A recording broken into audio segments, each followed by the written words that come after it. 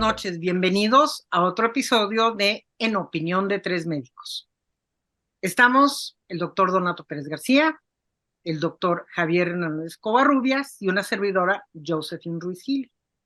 Pues como ven que hoy vamos a hablar de probióticos, de qué es un probiótico, qué es un prebiótico y todas estas cosas que nos están bombardeando por todos lados, pero para tener una buena definición de qué son y para qué sirven y cómo colonizas últimamente tu intestino para lograr un buen sistema inmune y una buena salud. ¿Cómo ven? Empezamos con qué es una microbiota, qué es un microbioma. A ver, platíquenme.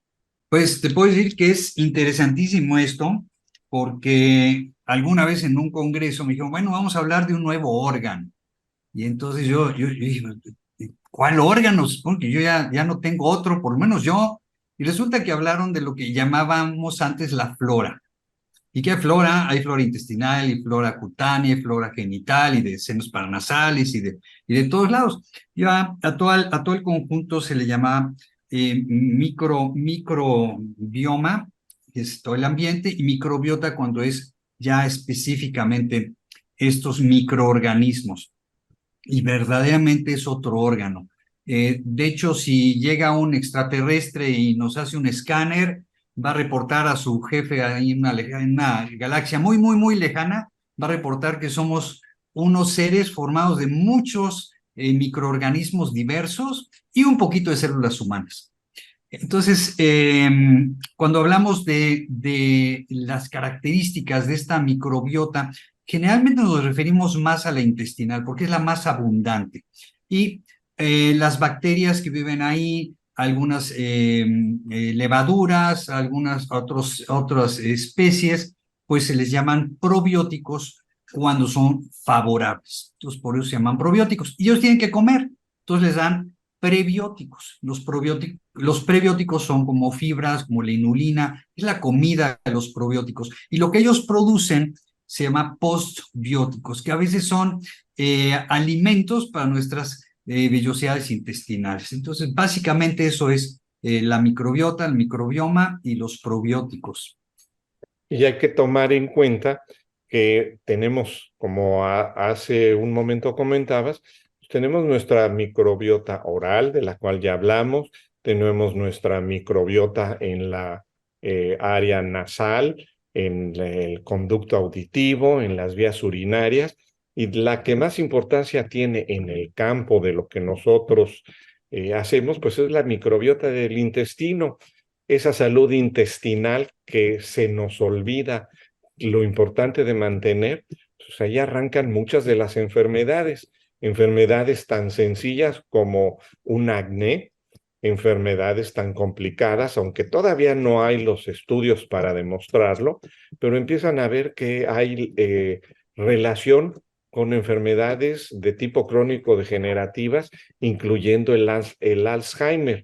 Entonces, todo eso se debe a esa microbiota, esos organismos que están ahí, que viven en su medio ambiente.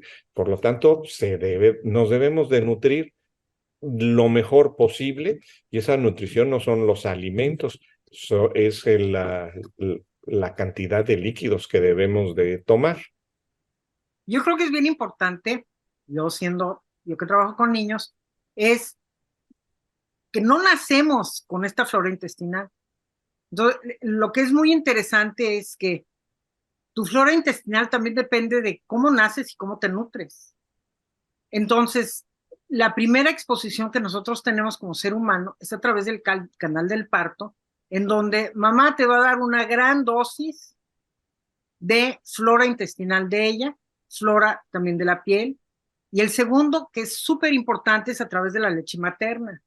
La leche materna tiene prebióticos. Entonces los prebióticos sirven de alimento para el bebé, que el bebé no lo puede digerir, pero es alimento para esta fabulosa flora intestinal que él va a colonizar a través de los primeros 2 años de la vida. Entonces, bien importante decidir cómo vas a alimentar a tu bebé.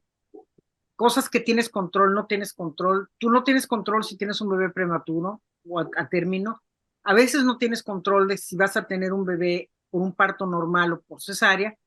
pero tal vez tienes más control de decidir cómo vas a alimentar a ese bebé para que tenga una vida sana. Y últimamente esa flora intestinal, ese gran órgano que es para nosotros parte de todo lo que hacemos, preservarlo a través de tu vida. Y lo que dices, la alimentación, pues depende de la mamá en el caso del niño, porque ahí es donde empezamos nuestro desarrollo. Si fuimos producto de un parto normal, adquirimos nuestra huella digital, que así como las dactilares, esa microbiota es exclusiva, no la compartimos con nadie más, va a perdurar durante toda nuestra vida y cuando llega uno a la edad adulta, que no podemos ponerle un número, pero si no la cuidamos, entonces esa microbiota se va a ir disminuyendo, va a ir disminuyendo su capacidad de protegernos y nos va a contribuir a tener enfermedades que podemos prevenir.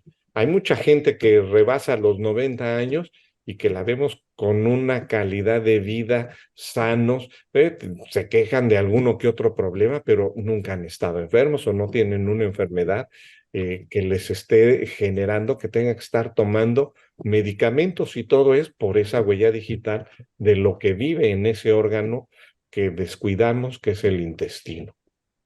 Sí, tenemos muchas maneras de cuidar la microbiota. Me encanta eso de la huella digital porque verdaderamente es una huella digital. Y se han hecho estudios también de acuerdo a la zona geográfica donde vive la gente, más que por la zona geográfica, por lo que comen.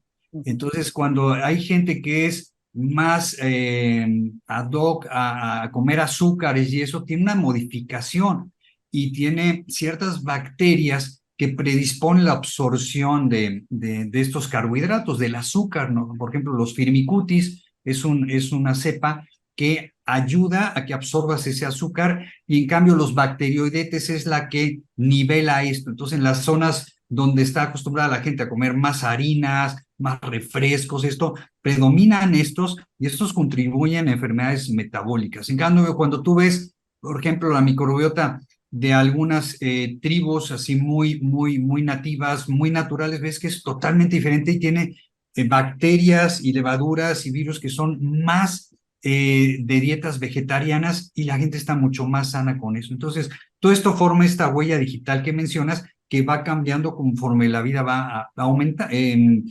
avanzando, ¿no? Y igual el estrés cuando hay un cambio de pH porque secretas más ácido clorhídrico por el cortisol, por el estrés, si esto persiste vas acidificando el pH del colon y entonces vas predisponiendo para que ciertas levaduras en este caso empiecen a crecer y eso te siembra estas enfermedades crónicas degenerativas que mencionas también. Yo una cosa que veo mucho y que creo que es un mal de nuestra cultura es que los papás siempre tienden a desparasitar a los niños. Entonces eso yo creo que es lo peor que puedes hacer, porque ¿qué estás desparasitando? Estás quitando millones y millones de entes vivientes que viven en una armonía por decir, es que lo voy a desparasitar. Entonces yo creo que eso es un buen mensaje, huella digital, no desparasites, a menos de que tú tengas algo que es identificable y es malo para tu salud, no se desparasiten automáticamente. ¿Cómo ven?